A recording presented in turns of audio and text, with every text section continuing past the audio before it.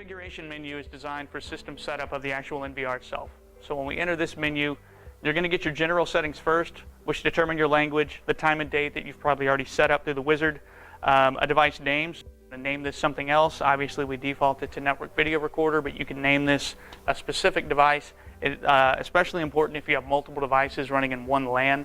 That way, when you discover them, they can actually be named different in our discovery tool. A logout time, so if someone is inactive, we will automatically log you out so that no one can walk up directly to the machine and start making changes if they don't have a credential. Turn the wizard on or off, enable your password, and then make sure your time and date is set. Another key feature we've added in this firmware is the enabled daylight savings time with an automatic setting. So on this firmware, obviously the US still exercises daylight savings time. This will automatically know that it needs to be in daylight savings time or non-daylight savings time immediately out of the box without you having to program anything. That's really, really helpful for the fact that when that time does change, if it is not turned on or set, you're going to basically have to manually set that time and date, and that can cause database problems when you try to review video in the future. So make sure that box is checked and turned on, but again, it should be on by default. User credentials are managed here. We support a total of 32 users. One of those is taken by the super admin of the box, so 31 additional users can be created. Those users can have different permission schedules down to a per camera basis. So there are some default settings that you can put in here based upon the profile.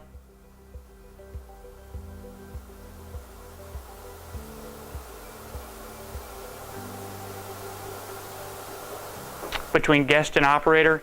Basically, the difference between guest and operator is what boxes come predetermined and checked and what you don't for permissions. You can actually create them all as operators, all as guests, and you can grant them the same permission levels if you want. It just depends on if you want us to make some assumptions based upon the type of user that you're going to be creating. The user MAC address is something that we added in here for additional security. So if they are going to have remote access to this device, you want to make sure that there's a specific computer that they're only going to be able to access it on. You would enter that device's MAC address here, and that means that only that computer with this credential will be allowed to make a remote connection using it. Again, allows it to be a little more secure, but if it is going to be a floating kind of computer access for this credential, please make sure this is blank. It will block access from every other device that doesn't match that MAC address. Once the user is created, we can then come in and we can modify the permissions, and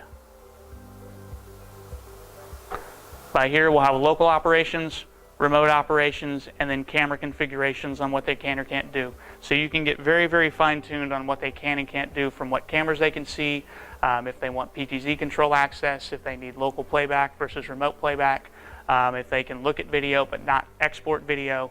It all depends on what you want to grant that user permission to do. Network settings is kind of a review. We already set these typically through the menu for the wizard menu for your main internal NIC and the LAN address. DDNS is an option that's available. This is for remote access, so unless you have a static IP address from your internet service provider, that address can change on a regular basis. DDNS allows us to use a word-based DNS routing. So if I wanted to name this business1 .noip.com, whatever it may be, you can use those services. We default to NoIP, and that's because we do provide a free Alibi DDNS service that is sponsored by NoIP. So if you go to alibiddns.com, you can register for a DDNS account.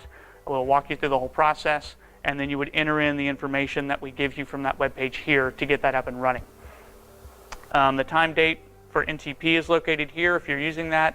And then we do offer a different port translation or UPnP port forwarding.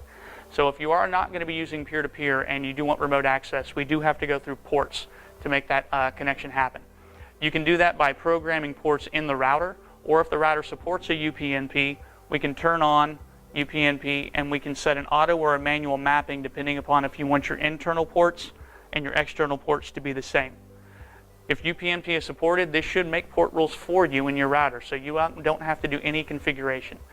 Our recommendation is always to use different external ports versus internal ports. That way, these ports are not visible to the outside world. It makes it a little harder if someone tries to gain entry into your network.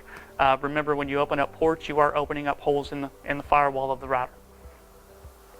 The advanced menu is going to let you set up email notifications. The emails notifications can be sent by system events, whether that be a hard drive failure, a remote login failure, illegal login, a power down. This will send you an email on any of those events. It can also be done for camera level events, so motion detection, a line crossing is tripped, an analytic like intrusion detection goes off. This will send you an email alert. You can choose to attach a snapshot if you want to see the event itself, and you can choose the interval on how fast you choose those snapshots. We're limited to 3 addresses that we can put in here. Those addresses can be a distributed address list, so if you have more than 3 users that you want to receive that email, just create an address list, use that email, and hopefully that will forward out to every user that you want to receive that. The live view configuration is just how you want to customize your live views. Again, you can do this from the live view menu itself, but what this will tell you is on the HDMI interface or the VGA interface, what your custom grid or default grid is going to be to when the unit powers on, from 1 camera up to 16 on this particular model, sometimes up to 64 depending upon the recorder that you're using. You can have an event output monitor, so if you are planning on having, say, a camera go full screen whenever an event is tripped, you can determine which monitor is going to support that between your HDMI or VGA output. Enable the audio, and then choose the volume level for the audio. We do carry audio through the HDMI. If you're using VGA, there will be an RCA output on the back that you would need to wire a speaker into to make sure you can hear the sound on a local basis. To expand on that, the view, this is where you can create custom views. So if you wanted to predetermine what your 4x4 grid looks like, you would drag cameras into the appropriate locations and they would already be defaulted versus you having to do it on the live page. You can also create 4 custom views. So if you don't like any of the predetermined grids that we have selected below, you can create your own, mix and match different size boxes, and that can be done just by kind of dragging around where you want it to be seen. Channel 0 is for intense bandwidth scenarios. So if you have a very low upload speed for your location, but you still want to see every camera, you can turn this on and we will take all the camera channels up to 16 at a time, and we will stream that as a single 16 camera grid in a much lower bandwidth than you trying to look at all 16 streams independent. So if you're in that scenario, it's as easy as a checkbox, setting your bitrate limit and determining what frame rate you want to look at. For retail-oriented customers, we do have a point-of-sale interface that allows us to bring in register data and overlay that on the screen. Not only do we overlay it, but we also do build a indexing database, so you can search video on keywords in the future and see the transactional information.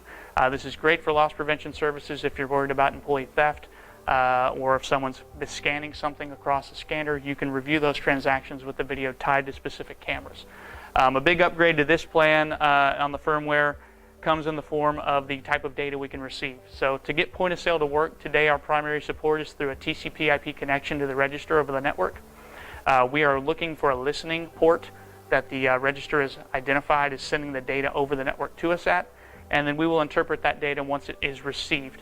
To date, we were only limited to plain text data formats, but you can actually come in, go to your menu, custom, and we can turn on an XML format for data as well. A lot of registers do XML, some do XML and plain text, some do plain text only. So just be aware of what data format your register might be using so that you can enable the proper, decoding algorithm so that we don't get jumbled characters whenever the transaction comes through. The system service has a couple of things that we've added in, and these are security protocols. You'll notice here we have our RTSP streaming, our API level streaming, our HTTP streaming, and then an enable IP camera occupation. If for some reason you were to determine that your system or your network may be compromised and a hacker has gotten into it, you can come in here and you can actually turn off all of these options, which will ultimately stop someone from being able to get remote access to this device. So if they're worried about getting into the video streaming itself, turn the RTSP off. That way if someone did gain illegal access to the system, they can't see what's going on inside your business. If they're using a client software or the mobile app and they were able to get in somehow, the API is what is used for those levels of commands, and then browser access is done through the HTTP. The enable IP camera occupation is more of a safety feature for systems when you have multiple recorders in one network. We don't like to share cameras between two different recorders because the recorders are looking for commands to go back and forth between that device. So if for some reason I have a camera count that requires me to maybe put 2 recorders at one site, this is going to automatically allow one recorder to know that it has a camera and the other one can't use it. So there's no chance of you accidentally duplicating a camera on 2 different devices.